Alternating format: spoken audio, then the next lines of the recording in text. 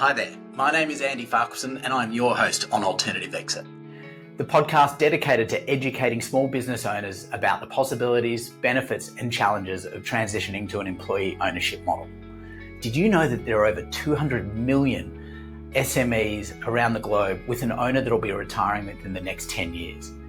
Many of these owners will never actually find a buyer for their business, forcing them to close their doors, wreaking havoc on their employees and the communities.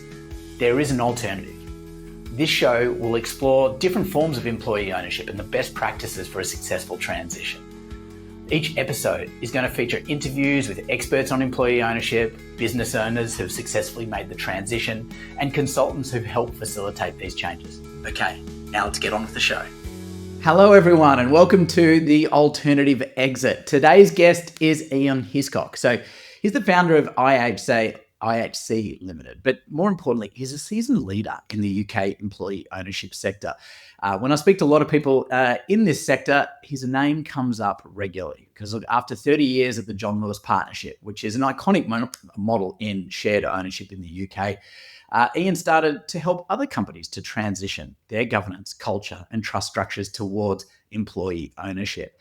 So he now serves as an independent trustee on multiple EOTs or employee ownership trusts. And look, it provides a lot of sort of guidance and a leading voice for the market. So Ian, welcome to the Alternative Exit. Thanks for having us, Andy. Cheers. Fantastic. So in your work in the John Lewis Partnership, what really sort of drove you to work towards this part, like that element of the business in driving sort of employee ownership and employee voice? I think, the decision to join John Lewis was a really conscious one from the outset. When I was at university, I decided that I like working with people. So a lot of my mates were going into sort of like jobs with in the city or law, and ended up working with people sort of like doing the same thing as them. And one of the things that appealed to me about things like retail was working with people from a variety of backgrounds and having a variety of disciplines that you could try out. I had no background with John Lewis. I wasn't even one of those kids who got marched to John Lewis in August to get the school uniform. But sort of like came across it in my research and thought, this really appeals. I was doing a history and politics degree, so I think there was some sort of resonance with what I was studying in terms of the ownership model. And so it appealed from the outset. But I think what really sort of drove me and sort of gets me to where I am now was probably in the last 10 years or so that I was there, probably from about 2010 onwards. I started to get more under the skin of how the business came to be formed, the principles of the founder, a guy called John Speed Lewis, and what it was that he was trying to achieve. And that coincided with me taking on a few unpaid roles in the partnership as well. So I became the equivalent of an employee trustee in John Lewis terms, and did that for 5 years. And then I also ended up sort of chairing some of their democratically elected bodies, some of the senior bodies in John Lewis and across the partnership as a whole. And I think the involvement with that really sort of got me deeper into the sort of like the philosophy of the organization. And as I came to understand what it was that the business was set up to achieve, a concern about perhaps the excesses of capitalism, and an equal and opposite concern about the march of communism when Speed was sort of setting up his experiments after the First World War. What it was that he was trying to achieve, to give people, to give employees a fair shake, as it were, both in terms of reward and in terms of a say in their business. That was just something that obviously it was latent. It was the reason why I joined the business. But as I got to understand it more, I thought this is a model that really has some strong benefits to it. That period probably coincided with the coalition government and Nick Clegg starting to talk about the John Lewis economy. And so you thought, this is now getting a degree of profile. Then you get the 2014 Finance Act, which brings employee ownership trust into being.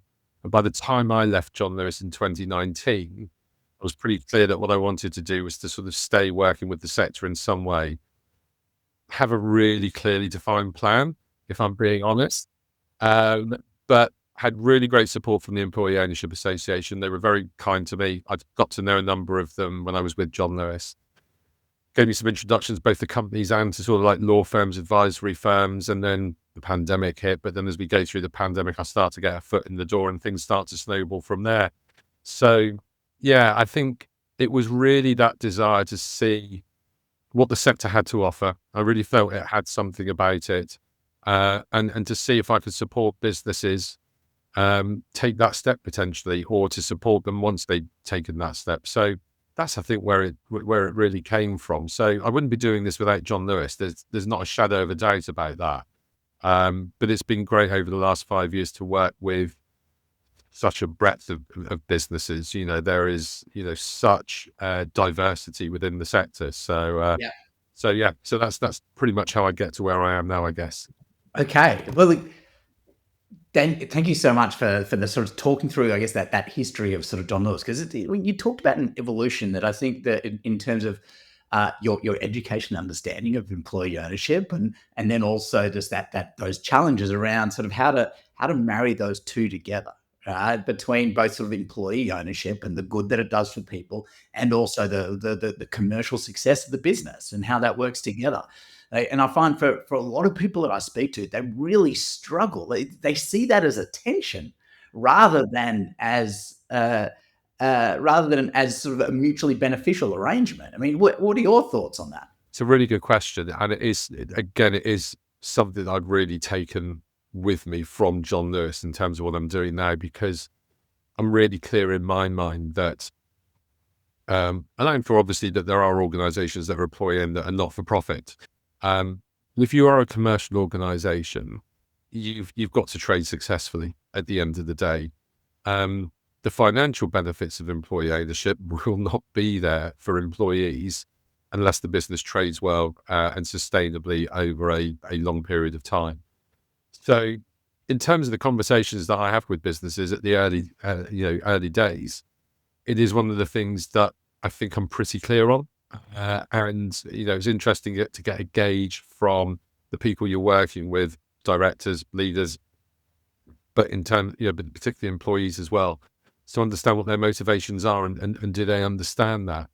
I do think there is a psychological contract that exists between employees and the business when employee ownership works well. And I think it's really important that employees understand that they can make a contribution and they can make a difference through their work, through their opinions, through their sense of how the business can be better. And from that then potentially flows the reward. So I do see it very much as a two-way relationship. I think the phrase that you used, mutual interest, I think is one that has probably passed my lips on a few occasions. And I think that applies when you have conversations with owners or ex-owners and vendors. Everybody's interests should be aligned in an employee owned. The vendor wants their consideration. The employees, in most cases, want a degree of financial rewards as a result for the effort they put in. And so that's all bound up together in, wanting the business to be commercially successful. Might get into it. There's, some businesses I work with, they've got some really interesting ideas about, can you be too successful? Can you be too profitable? And do you potentially lose some of what makes you special? But that's a great problem to have. The conversation. Yeah. Or can you get too big? Can you lose what makes you special in terms you operate if you have too many employees? Do you stretch the spans of control? So there's some interesting conversations out there. But yeah, I think from my perspective, there's a fundamental foundation that, guys, you've got to trade successfully. It is still a commercial enterprise. Yeah, look, I think that's the underlying nature of that I find that's amazing, and it's most most common sort of reaction I get from the immediate reaction. We sort of go back to the starting point of that question is a lot of people sitting on, but wait a minute, like if you're giving away the equity to the employer, isn't that just sort of like communism or socialism? You go, no, and I guess my gut feeling is this is the purest form of capitalism, right? Yeah. Where you get people so much, you're putting more people right in front of the opportunity to be able to have that impact, to generate a return for them personally. You couldn't get anything more pure. No, I agree. I think, and your views and your philosophies change as you get older, don't you? But I think I've sort of settled on the view that some people would say, well, he would say this, wouldn't he? Given his 35 years experience working in employee-owned businesses. But it does offer, I think, the fairest and most reasonable opportunity to spread ownership. Okay, the shares are held in trust. It's not like holding shares personally. I get that. But to spread the benefits of ownership in a way that, will make sense and is achievable for a lot of businesses. So I do see it as a capitalist enterprise. I don't think there's anything to be shy about with regard to that. But it does require everybody to have a different mindset, because it does mean that the rewards of ownership are shared more broadly. This is what John Speed and Lewis was trying to overcome. He recognized that the business that he had at that time, him, his brother, and his dad, the old man, John Lewis, were taking more out in salary, the three of them, than the rest of the workforce combined over two shops at that point. John Lewis in Oxford Street and Peter Jones in Chelsea. And that inherent unfairness was what sort of unlocked the thought process to everything that followed. So, I think, as I say, it's not socialism. It is still a fundamentally capitalist endeavor, but it does protect against, done right, it does protect against the excesses that he saw, coming out of, the owner sort of, the owner entrepreneur sort of model of the late 19th, early 20th century, which still persists today. We still prevalent today, totally. Many businesses where reward is concentrated into very few hands, but he thought that this was a way fundamentally of protecting capitalism. And when you ask business owners now, why do they do it? One of the key things that comes out so often is, I want to protect the independence of my business. I think we've become successful or got to this point by doing things in a certain way, and employee ownership allows us the best opportunity to carry on developing in that fashion, rather than the risk of a trade sale, private equity, and seeing what it is that has made your business special up until that point potentially swallowed up. Totally. I mean, customers are keep coming back to that particular entity for a reason. Like a lot of, and especially in today's environment, they're not locked. Like in most services are not locked by sort of these smaller geographical boundaries. People need to compete in a larger market, and that those unique differentiators are the key to that, and the people that are the key to that. But I just want to go back to something you mentioned earlier, like Sure. You've alluded to it a couple of times, that people need to behave differently. And you talked about a psychological contract. What is that contract? I think it is, if you look at it from the perspective of the employee, it is understanding that their contribution matters, and that it can make a difference, and that what you would wish to avoid would be for employees to think, I am only one of X number in this business. My contribution doesn't matter, does it? Or worse, I can ride on the coattails of others, because, I'm pretty anonymous. People aren't going to notice. So I think there's that element to it, and recognizing that what comes from that is a certain reward. That might be intrinsic reward in terms of just feeling good about what you've contributed. I think that was true for me in John Lewis. I like feeling of being part of a team and contributing and making a difference in that regard. I think it can be a harder message to sell when you've got 70,000 employees in the business, as opposed to a business of, say, 20 or 50. But I think you've still got to try and make the argument, because if you don't, you're losing potential benefit. You really are. And I think, on the part of the business or leadership of the business, the psychological contract, the way it shifts is, if you think of a normal business, and I know that there are lots of businesses that have quite flat structures, but if you think of most businesses of having a degree of hierarchy, and you've got a leadership group at the top of that, and then you work your way down through however many levels there are in the business. The way that I've tended to think about it with employee ownership is that you invert that pyramid, and that the psychological contract for leaders is to recognize that fundamentally you're now acting in the service of the owners of the business. Oh, and by the way, the owners aren't a group over here sometimes that you might only see at an AGM once a year, shareholders. They're people that you're working with every day. And I think that's a really subtle but important shift for leaders, to think that you are now working in the service of everybody in the business, because there's a degree of reward that is dependent on the quality of your leadership, is very different from when the business structure looks like that. Yeah. You're still leading. You've still got the opportunity to lead and take decisions. Yes, in an employee-owned business, there's the opportunity for engagement and participation from the employees in various ways.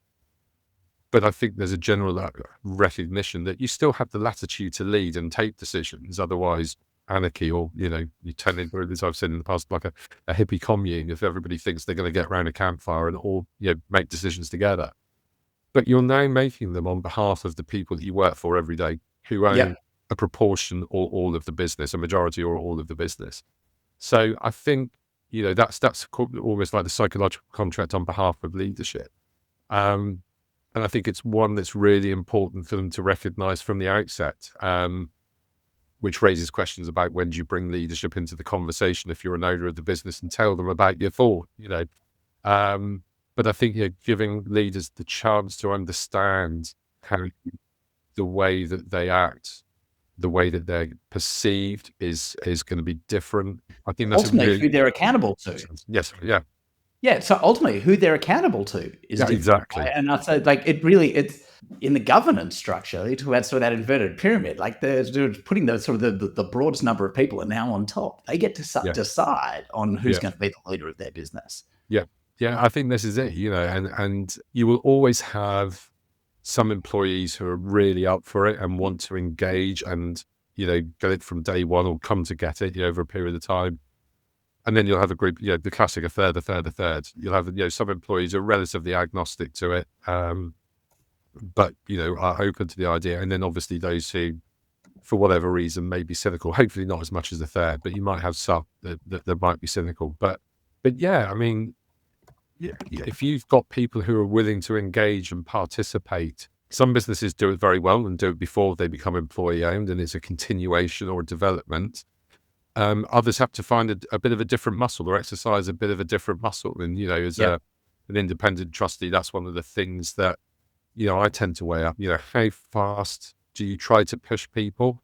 How do you take them on the journey towards a greater sense of employee engagement and participation? And I tend to use the word participation more because any business can engage and does engage its employees.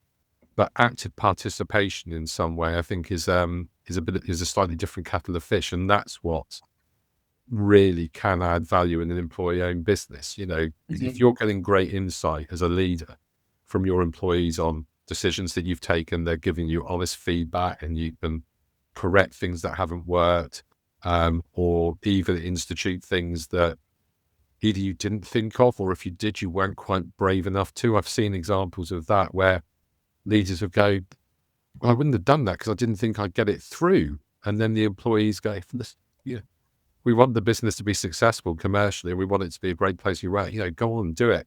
And you do see on occasions, then leaders go, well, I wouldn't have had, the bravery to do that without the insight or the encouragement that's being provided from the employee. So that can be really powerful. Yeah, and look, another bit of feedback I often get from leaders is that, look, even though the education prior to any particular change in terms of that sort of engagement may take more time, but the overall change management of any particular change might have to happens a lot faster, because the pre-education, the actual implementation stage when most of the things fall down, is already solved because everyone's already on board with that change. Yeah. I think that can be true. I think one of the key things that to achieve in that as well, and I've joked with a few businesses that I've talked with, I'm going to have to write this down and sort of trademark it before I come on the podcast and talk about it and somebody listens to it and mix it.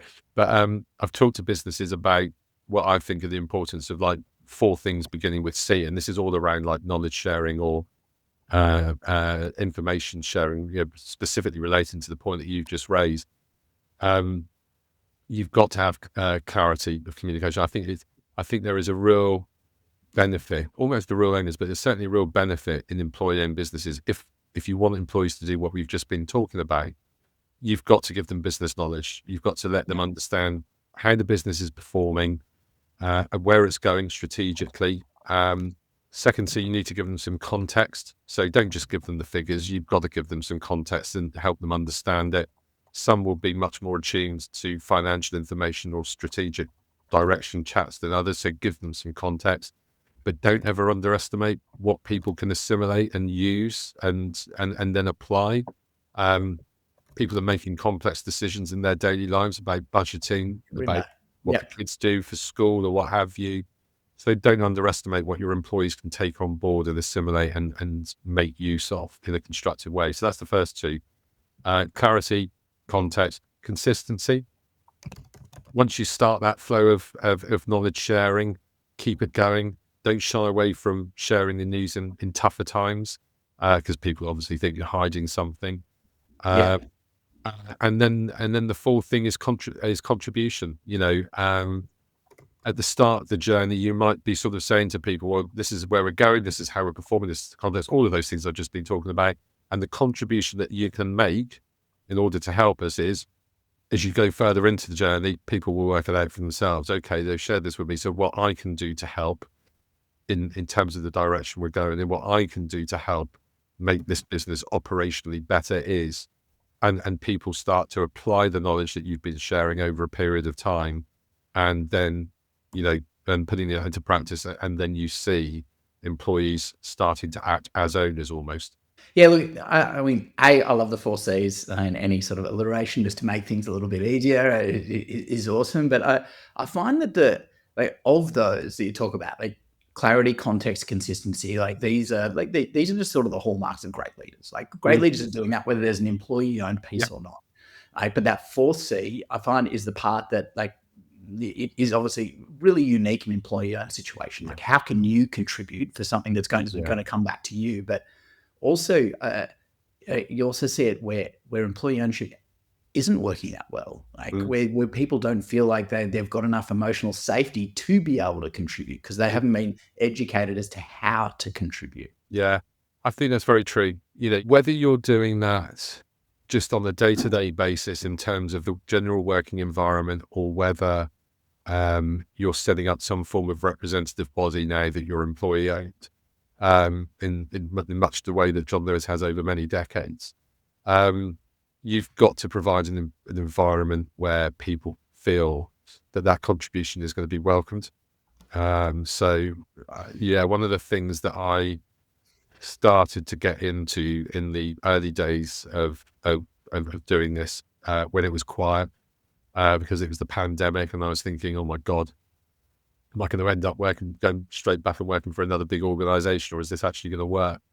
But I did some work on psychological safety and tried to sort of understand it more, to recognize that you can't just create a psychologically safe environment for certain situations, like when you get an employee voice group together, or a working party, and say, everything's open, feel free, and do it, and do it with good intent. But it starts to fall apart a bit if you create that environment over here, but then when the employees go back to their day-to-day work, they feel like, they can't be as open and as honest. So I think it is a conversation that comes up quite often for me with the businesses that I work for. How confident are you about the environment you've got? Even if as leaders you are embracing the idea of employee insight, employee voice, are you going to get it? Because have you created the right environment? And by and large, the businesses I work with are really open to both to the challenge, and then asking themselves, do we have that sort of environment? And recognizing that, as I say, you can't just create it for specific times and events. You've got to try to ensure that it goes across the organization and through the organization. Yeah, it seems like that knowing that psychological safety comes from really nailing all those things that happen prior, like the clarity, context, and consistency, and that sort of enables contribution to happen much easier. So I just want to go back a little bit to that psychological contract. You talked there about, obviously, there's two parties to that. There's people, the employees, the new owners, and the leadership. Who do you think As a company who's making a transition to employee ownership, who is it harder for? Do you know what? I think it can be harder for leaders. Yeah. Even if your business has been historically open, and there's not much of a gap between leaders and the team, I think it can be hard for a couple of reasons. One, going back to what I said earlier around, there is that sort of like intellectual pivot in terms of recognizing that, you are now effectively working in the service of the owners of the business. The other, I think, is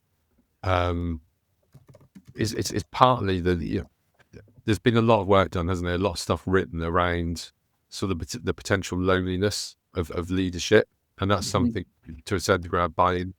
It can be really tough being a leader. I think when you recognize that you're doing it on behalf of work colleagues who are in many cases friends as well, and these are relationships that have been built up potentially over years, I think that can be really challenging, particularly if you start to go through tough times commercially.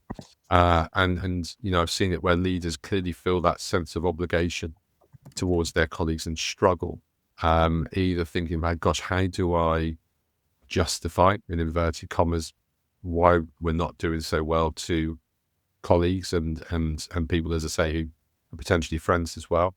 So I think there's one thing around getting the intellectual pivot that you need to make as a leader in an employee-owned business. But there is also something around the emotional pull that you can feel as well. I think there's a challenge for employees as well. And I think that can be maybe sometimes tougher in smaller businesses when there's fewer of you, and therefore, you are effectively more exposed, and it's more obvious that your contribution makes a difference. But I do tend to keep an eye on leaders and just see how they're responding and making sure that A, they get this sense of service to the people that they lead, but B, how are they managing that? And the businesses that are going through tough times, so how do they cope with that? So I do think it can be tough for leaders. I'm not asking people to feel automatically sorry for them. Generally speaking, they occupy positions of responsibility and broadly speaking, get rewarded fairly. But psychologically, I think there are occasions when employee ownership can be tough and demanding if you're a leader. Yep.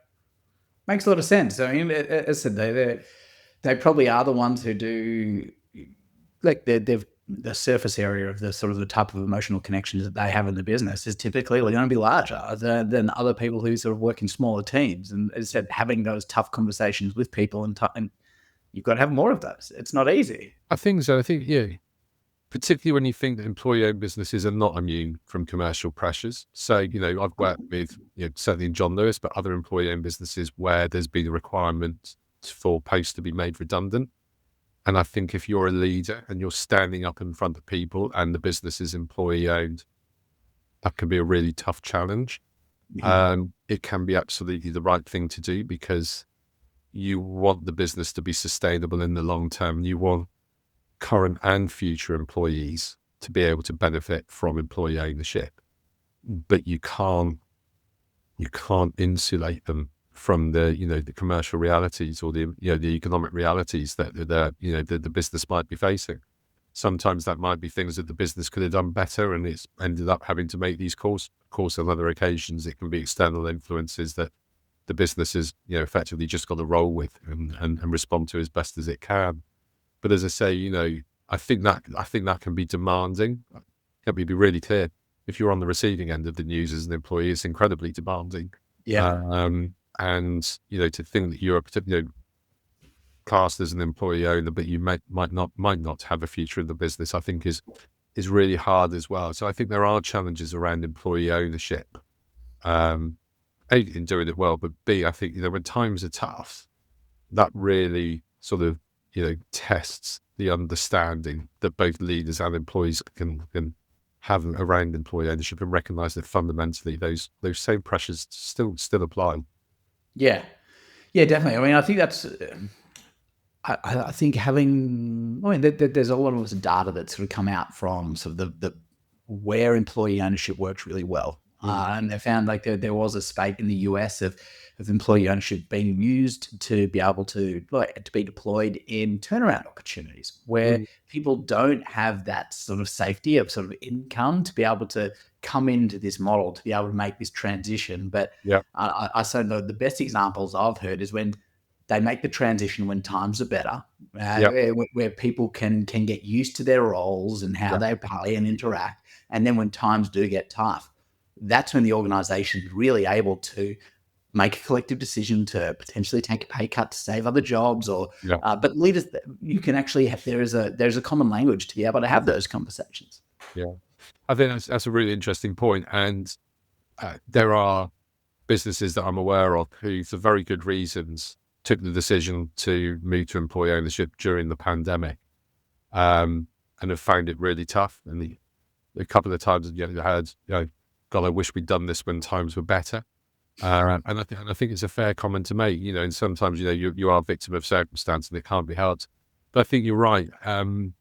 There's something around, in terms of what you just said, with regard to being able to start in relatively benign conditions, set the scene, try and get a culture established, and then as and when times do get tougher, people have got that understanding and can respond accordingly.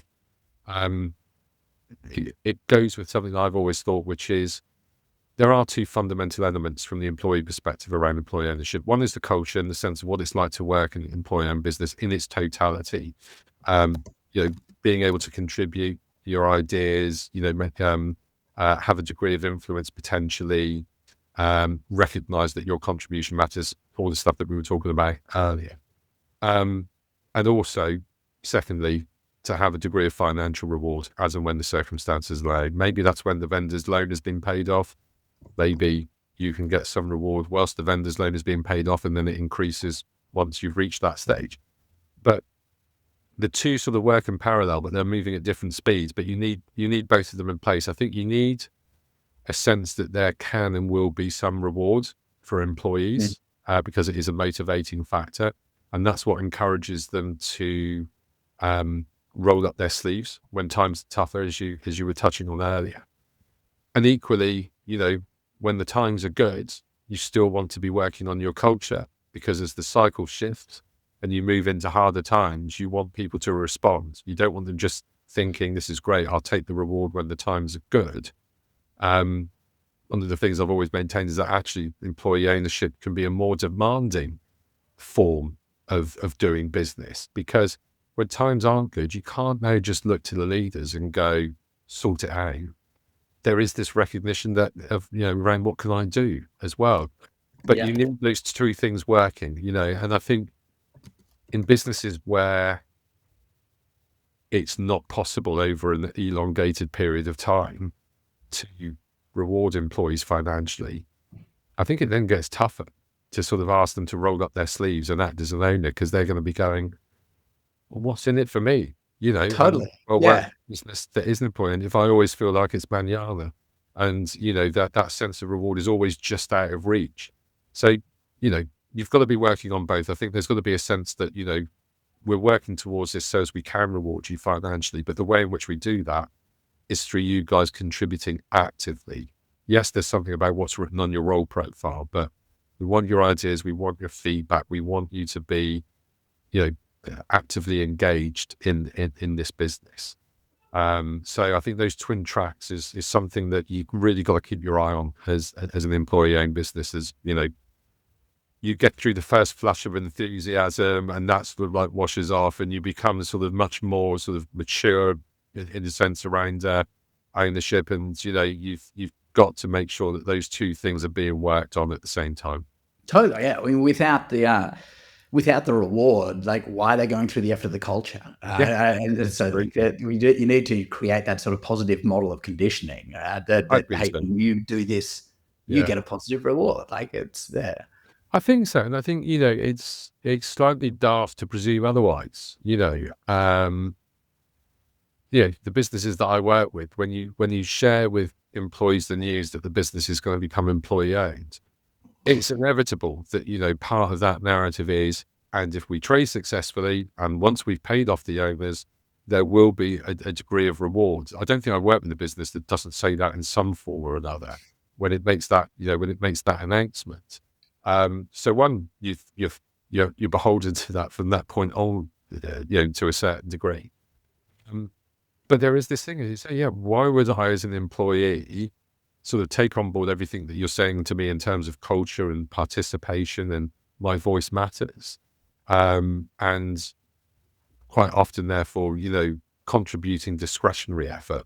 This is my role profile, this is my contract in terms of my hours. But now if I'm going to behave like an owner, I recognize there's probably a degree of discretionary effort that you're going to require from me at certain times.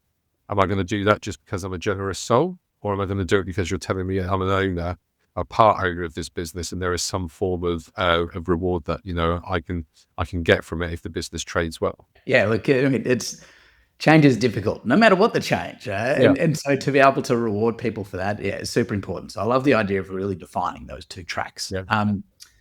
So Ian, we're coming to the end of our time, which is sad. Right. I could keep having this chat for days. So, but mate, one thing, I do want to finish with a fast round of questions where I'm just going to ask you 3 quick questions. You offer a response. How does that sound? Yeah, good. Go for it.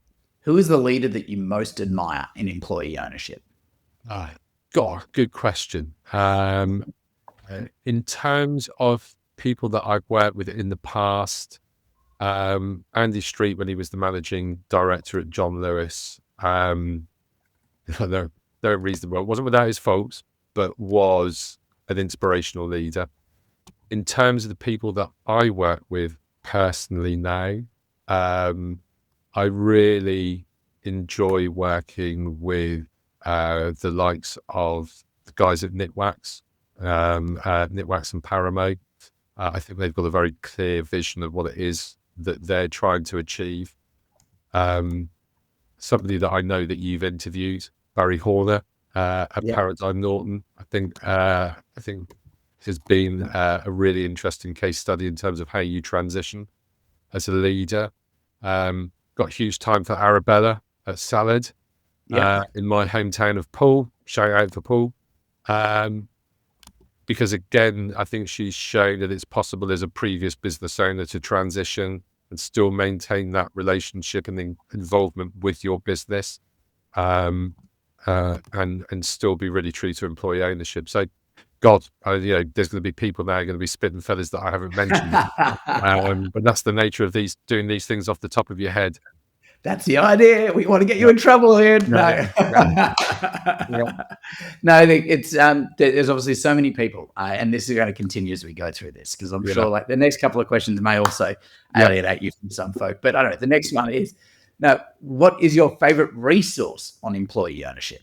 Favorite resource? Do you know what? I'm really eclectic in terms of where I get my influences from. But this might sound like it's blowing smoke. I love listening to podcasts. So, but not just about employee ownership. I'm quite into the whole thing around leadership, but particularly, I love sport.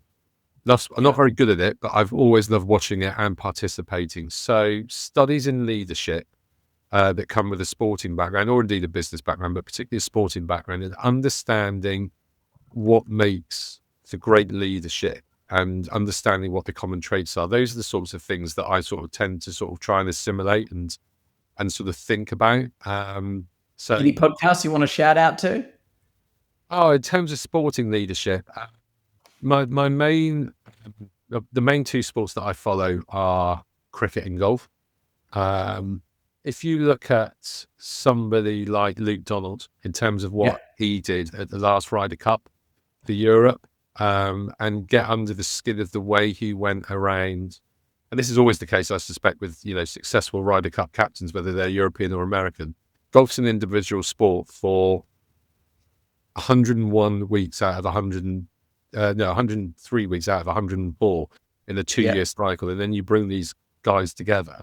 And the same for the Solheim Cup with women's golf. You bring them together for 1 week to work as a team.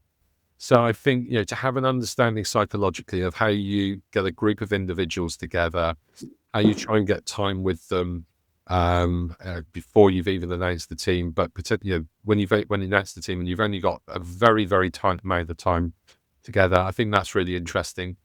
If I think about cricket, do you know what I do have to say I'm taken by Ben Stokes as a leader. I think there's a few examples I can remember before England won the World Cup in 2019. Jofra Archer was going to bowl the goal, the super over, and he went over. Archer's 23 at the time, just started playing for England. Stokes goes over and goes to him, look, your career will not be defined by what happens in the next 15 minutes. And I think, and he wasn't even captain at that stage, Stokes, to have that presence of mind to put an arm around a younger member of your team, whether it's a sporting team or in a business context, and to try to take pressure off of them in the way that Stokes tried to do in that moment, I think was a great act of leadership. So I think there's examples that I draw on, and I see that in the businesses that I work with now, where you get leaders who really try to create the conditions to get people to perform at their best level, and they do it in different ways. But yeah, podcasts, books around leadership, those are the sorts of things that I lean into. And then the best resource now in terms of employee ownership is just working with businesses. It's just working directly and talking to people. That for me is a much better resource than anything else you can lay your hands on, frankly. And mate, finally, the last question is, what would you say to a business owner who's sitting on the fence regarding a transition to employee ownership? And I thought my front door going earlier was going to be what disturbed the podcast. What would I say to a leader? Do your homework. It'd be very easy for me, given the conversation that we've been having and doing what I do, to say, do it. Employee ownership is great. Do it. I would honestly say, do your homework. Make sure that you feel that it's going to be the right thing for your business. Get good advice. There are really great advisory firms out there. There are some that are better than others, frankly, 'twas ever and thus. But get really good advice and then make the decision that you think is right for you as a business owner, because you can't subjugate your needs entirely, but also obviously for what you think is right for your business and your team going forward. Don't rush it. Take your time and trust that you'll get to the right outcome. But equally, don't be afraid of employee ownership. There's now 2,500 businesses in this country that are registered as employee ownership trust. When I left John Lewis in 2019, I think it was about 500. So the evidence is that if you're a business owner, the evidence is there, but do your research, take your time, and make sure you come to the right decision for you. Very cool. And thank you so much for your time. And thanks for sharing your thoughts with us today, and also over time as well. It's been, you've obviously, when I speak to people and ask them who influences them, your name comes up quite a lot. So that's lovely. Thank you very much. So Ian, if people did want to follow your journey or wanted to reach out, what's the best way for them to engage you? Find me on LinkedIn. That's by far the easiest way. Ian, there's not many of us called Hiscock on LinkedIn. So if you look up Ian Hiscock, you'll find my ugly mug out there. I think that's the easiest way. If you Google me, you'll find my website as well for Ian Hiscock Consulting. And you can reach me via email at ian@ihc.limited, which is the full word limited. But you can stalk me on LinkedIn. That's absolutely fine. Fantastic. Well, look, I'll put some links in the show notes for people, as well as also some of those other names that you mentioned who have also been guests on the podcast. So we'll put those links for you as well. But Ian, thank you so much for your time, and thanks for joining us on The Alternative Exit. Pleasure. Thanks ever so much, Andy. Take care. Cheers. We hope you enjoyed this episode. If you want to continue learning about employee ownership as an alternative exit, head across to abettermonday.me for additional links and resources. You can also make sure to subscribe or follow along in your favorite podcast app, and be sure to leave us a 5-star review.